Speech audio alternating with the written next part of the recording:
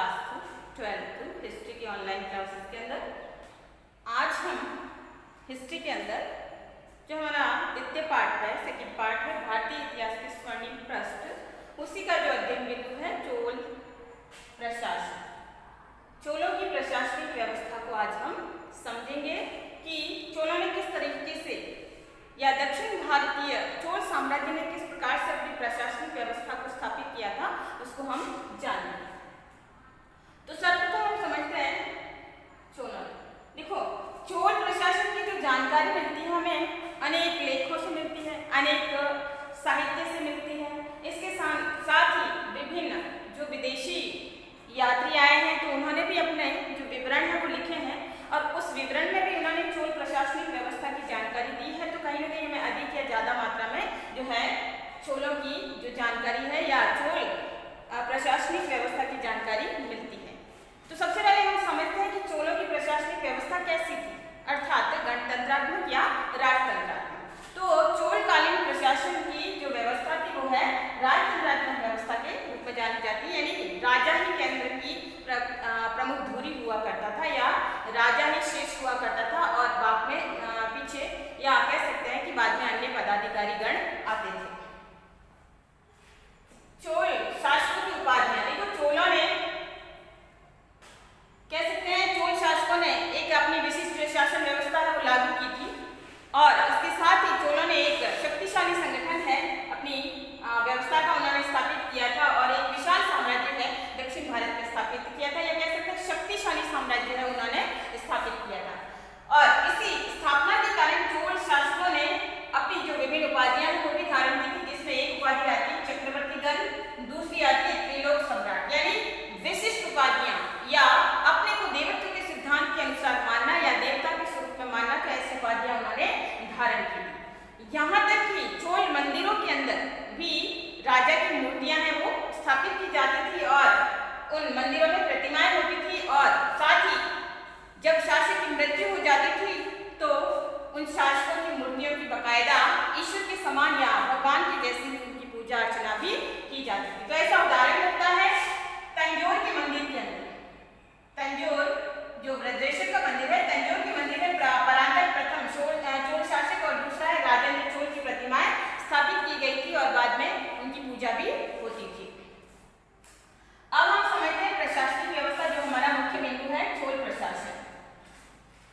चोलों की प्रशासनिक व्यवस्था को समझते हैं कि राजा जो स्वयं होता था वो शीर्ष होता था, शीर्ष अर्थात केंद्र या धुरी। राजा स्वयं धुरी होता था या प्रमुख बिंदु होता था। नीचे जो बाकी अन्य पदाधिकारी होते थे, अन्य कई वर्ग होते थे जिसमें पेरुंदनम, सेरुंदनम और अन्य नीचे स्तर के पदाधिकारी होते थे। तो कह सकते हैं शक्ति किसके हाथ में थी, शक्ति शासक के हाथ में स्थापित थी या जो है निहित थी। अब राजा जो है केंद्रीय व्यवस्था की संपूर्ण धुरी है वो शासक हुआ करता था। अब शासक अपना एक पुरोहित या अपना एक गुरु है वो नियुक्त करता था राज दरबार के अंदर, जिसे राजगुरु के नाम से जानते हैं। तो राजगुरु है वो शासक को धर्मानुसार शासन चलाने की एक तरह से सलाह देता था और शासक के ऊपर किसी भी प्रकार के पाप वगैरह न हावी हो इस हेतु से सलाह देता था और धार्मिक या धर्म के अनुसार है शासन चलाने की बात वो अपने शासक से कहता था। तो एक गुरु होता था या जिसे पुरोहित या राजगुरु के नाम से जाना जाता था। बाकी होते थे अन्य पदाधिकारी, यानी शासक के बाद अन्य पदाधिकारी आते थे, अन्य मंत्रीगण आते थे। उन मंत्रीगणों को विभिन्न विभाग है वो शासक के माध्यम से सौंपे जाते थे और उन विभागों का कार्य है वो स्वयं किया करते थे। ठीक है, इसके अलावा एक अन्य महत्वपूर्ण बिंदु होता है कि राजा अपने जीते जी ही अपना उत्तराधिकारी है वो नियुक्त कर लेता था, यानी विभिन्न युवराज वगैरह जो होते थे ऐसे में वो अपना योग्य उत्तराधिकारी, अपना जो योग्य पुत्र होता था उसे अपने जीते जी जो है उत्तराधिकारी नियुक्त कर देता था। और इस स्थिति में जब राजा की मृत्यु हो जाती थी तो किसी प्रकार के विवाद वगैरह उत्पन्न नहीं होते थे। अधिकारियों के दो मुख्य वर्ग हुआ करते थे, एक होता था पेरुंदनम और दूसरा होता था सेरुंदनम। आपको क्वेश्चन पूछा जा सकता है कि चोलकालीन प्रशासनिक व्यवस्था के अंदर जो अधिकारियों के दो मुख्य वर्ग कौन कौन से थे, तो पेरुंदनम और सेरुंदनम आपको ध्यान रखना है। सिंगल 1 नंबर का क्वेश्चन पूछा जा सकता है।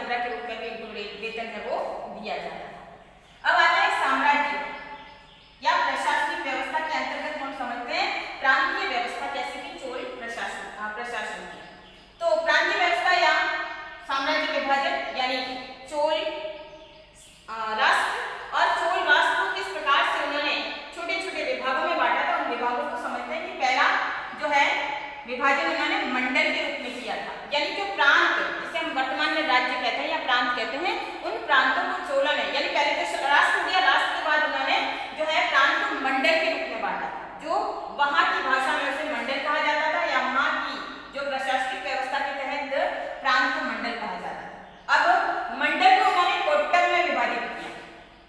ये कोट्टम वो इकाई होती थी जिसमें प्रांतीय उपविभाग, जिसे हम कहते हैं ना नगर, कुछ ऐसे बड़े नगर होते थे जिसे प्रांतीय उपविभाग के नाम से जाना जाता था, तो ये कोट्टम कहलाते थे। जैसे हमारे यहाँ संभाग जिसे हम कहते हैं, तो एक तरह से ये उपविभाग होते थे जिसे प्रांतों में बांटा गया था। प्रांतों के अलावा कोट्टम में बांटा गया था। फिर तीसरा जो बिंदु आता है वो नाडु, यानी प्रांत को विभिन्न जिलों में बांटा गया था, जिसे वहां की व्यवस्था में नाडु कहा जाता था। और नाडु को अनेक छोटे छोटे, जिसे हम तहसील स्तरीय इकाई कहते हैं, छोटे छोटे ग्रामों में बांटा गया था, और उस ग्राम समूह को कुरम के नाम से उनको जाना जाता था। और जो सबसे छोटी जो इकाई होती थी चोल प्रशासन की, वो होती थी उर या गांव, ठीक है, तो उसे उर या गांव कहा जाता था। तो ये भी आपको ध्यान रखना है कि कौन कौन से हैं, कि मंडल, कोट्टम, नाडु, कुर्रम और उर, ये 5 प्रमुख इकाइयां होती थी जो कि प्रांतीय व्यवस्था को बांटने वाली। अब हम चोलकालीन व्यवस्था का सैन्य संगठन समझते हैं कि सेना कैसे थी या सैन्य संगठन कैसा था। तो सेना मुख्य रूप से 3 भागों में विभाजित थी। पदाती यानी पैदल सिपाही, फिर है गजारोही अर्थात जो है हस्ती सेना, और फिर है अश्वारोही अर्थात घुड़सवार सेना। पदाती होते थे, पैदल सैनिक होते थे। अश्वारोही जिसे वहां की भाषा में उन्हें कुदिरेच्चे वगर कहा जाता था, कुदिरेच्चे वगर। और वही गजारोही को कुंजिर मल्लर के नाम से जाना जाता था। कुंजिर मल्लर, कुंजिर यानी हाथी, तो कुंजिर मल्लर यानी उनको चलाने वाले, तो गजारोही के नाम उनको कुंजिर मल्लर कहा जाता था। तो सेना मुख्य रूप से 3 भागों में विभाजित थी, पदाती, अश्वारोही और गजारोही। और सेना का जो निवास स्थान था या सेना जो रहती थी वो छावनियों के अंदर रहती थी, गुल्मों के अंदर रहती थी। गुल्म छावनी या जिसे हम कहते हैं तंबू, तो उनके लिए विशेष अलग से टेंट व्यवस्था होती थी या तंबू व्यवस्था होती थी, वहां पे वो सेना रहती थी। अब सेना का जो नेतृत्व करने वाला जो मुख्य सेनापति होता था उसे नायक कहा जाता था, और इसके अलावा नायक के अलावा जो उसे दंड नायक के नाम से भी जाना जाता था। तो 2 प्रकार, दोनों ही नाम से जाना जाता था, नायक और दंड नायक, ठीक है। सेनाध्यक्ष यानी नेतृत्व करने वाला जो नायक हो गया, और जो सेनाध्यक्ष जो होता था यानी उनका मुखिया है वो महादंड नायक के नाम से जाना जाता था। अब हम समझते हैं वहां की न्यायिक व्यवस्था, यानी चोलों की प्रशासनिक व्यवस्था में न्याय व्यवस्था कैसे थी। तो राजा सर्वोच्च न्यायाधीश है, क्योंकि राजा ही सर्वोच्च शीर्ष दूरी है, राजा ही मुख्य बिंदु है। तो ऐसे में हालांकि न्याय व्यवस्था अनेक टुकड़ों में विभाजित होकर या विभिन्न स्थानीय इकाइयों से गुजरकर अंत में राजा तक पहुंचती थी जब वो नहीं सुलझ पाती, ठीक है। तो ऐसी स्थिति में जब न्याय नहीं सुलझ पाता था तो अंतिम बिंदु राजा होता था, राजा ही सर्वोच्च न्यायाधीश होता था, तो वही उसका न्याय करता था।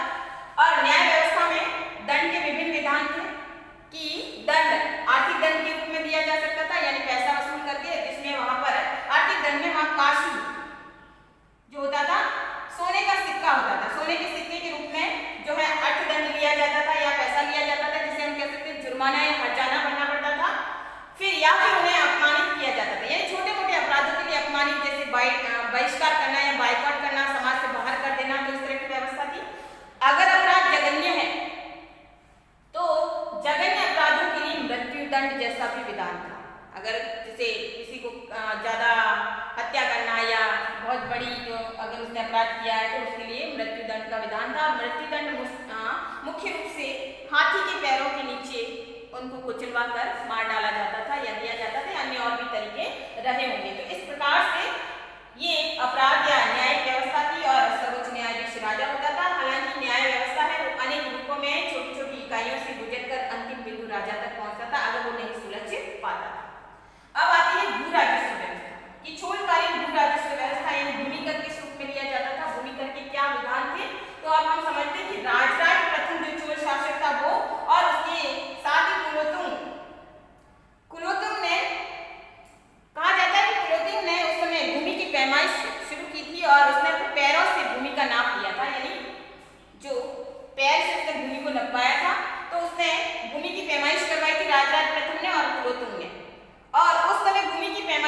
भूमि को 12 भागों में विभाजित किया गया था। कितने? 12 भागों में। 12 भागों में विभाजित किया था, यानी उपजाऊ भूमि से लगाकर अंतिम भूमि, बंजर भूमि या बंजर से भी खराब भूमि। ठीक है, तो उस भागों में विभाजित करके और फिर कर का विधान है कि कर मुख्य रूप से भूमि का 1/3 भाग में वो लिया जाता था, 1/3 हिस्सा। ठीक है, राजस्व नकद या अनाज दोनों के रूप में लिया जाता था। व्यापारी लोग जो होते थे वो भी कर दिया करते थे, और कई बार जैसे लूटमार से भी जो भी धन आवक जो पैदा होती थी उसमें भी जो लुटेरे वगैरह उनसे भी टैक्स या कर दिया जाता था। और लुटेरों से नहीं, मतलब वो स्वयं भी कई बार ये लोग भी अनेक स्थानों पर लूटमार करते थे, तो उससे भी उनके राज्य की आय में बढ़ोतरी होती थी।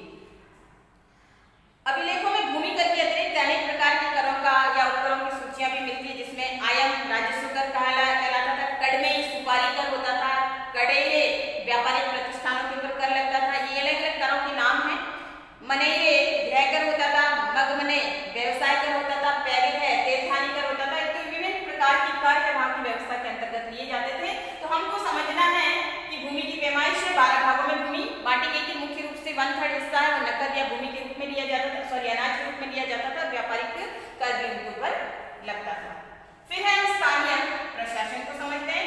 ये मुख्य रूप से आपका बिंदु है कि स्थानीय प्रशासन या स्वशासनिक व्यवस्था या स्वायत्ता संबंधी व्यवस्था या चोलों का जो प्रशासनिक स्थानीय स्वशासन है वो मुख्य बिंदु था। तो इसके ऊपर मोस्ट ऑफ क्वेश्चन आता है 2 से 4 नंबर का, कि चोलकालीन प्रशासनिक व्यवस्था को समझाइए या चोलकालीन स्थानीय स्वशासन को समझाइए, कि इस पे बिंदु आपका आता है।